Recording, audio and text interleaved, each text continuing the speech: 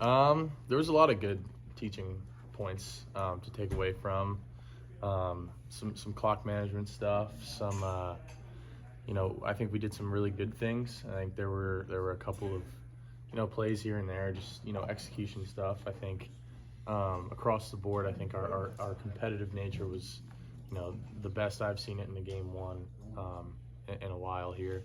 So that was really encouraging. But we've at this point we're beyond flushed it and on to the next. Seemed like you guys went tempo last year, and Saturday you went turbo. So how do you guys feel about playing that way? Yeah, I love incorporating some up tempo into our game, and I think it's really hard to defend. I think it can make a defense kind of not be able to do a lot of the stuff that they want to do, especially for a team like SEMO who has a bunch of different personnels that they want to get in off the field. It kind of puts them in like a base kind of thing that they have to do. They're not really able to get into their exotic stuff, so it kind of bases them up a little bit, and it allows us to do a lot of really good things. When you face a team that's on a winning streak like Troy, how much do you take that into account?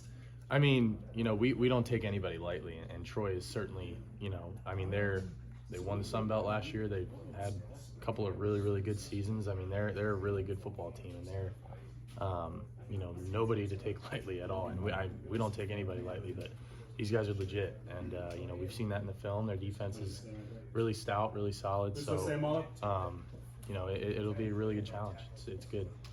Well, are there any lessons you think this team can learn from last year's game against Tulane and apply in these kind of situations? Yeah, I think, we've talked about this year, we don't want to have a moment like that where we have to kind of have like a little reality check to learn from.